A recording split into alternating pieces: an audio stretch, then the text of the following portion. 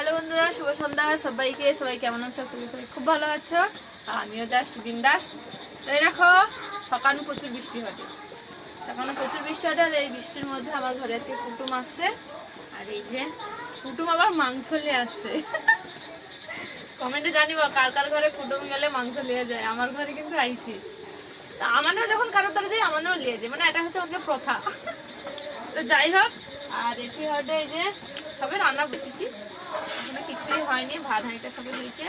আর এটি হতে আলু বিনকড়ির ভাজা, আর এই যে মাংস, এই যে লেবুটা একটু মাখবো, আর হবে চালতার চাটনি।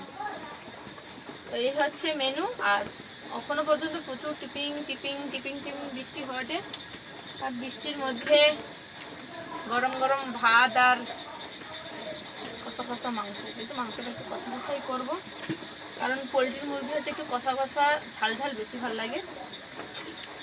তো চলো এবার আমি কড়াই দিয়ে দিই বিনকড়ি আর আলু চ করে উঠবো। আমার ঘরে মাংস অর্ডার, তোমাদের কে কে খাবো চলে আসবো, ঠিক আছে?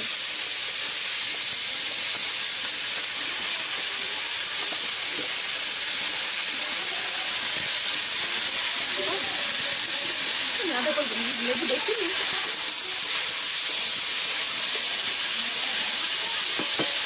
তো এটিরা কড়াই হচ্ছে বিনকড়ি ভাজা ঘটে, আর এটি হচ্ছে মাংসটার কাজটা। আমি মাংসটা ভালো করে ধুয়ে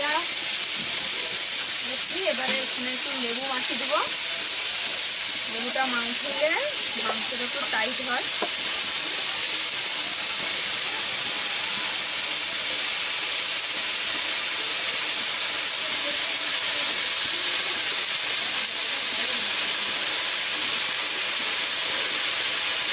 বৃষ্টি বৃষ্টির ওয়েদারে রান্না বান্না করতে মাংস লেবু দানাটা একটু বাড়তি দিতে হবে, নাইলে দানাগুলো রইলে কিন্তু পিতা লাগে।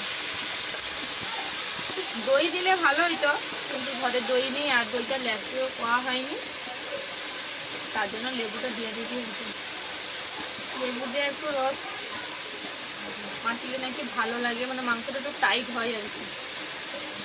পুরাটা দেবো নি, অল্পই দেবো লেবু আর একটু লবণ। তো আমি যদিও অত পূজারি না, ঠিক আছে, আমি যেরকম পারি, আমার মাথায় যতটুকু আইডিয়া আছে রান্না বান্না সেইটুকুই করি, মোটামুটি খাবার মতন।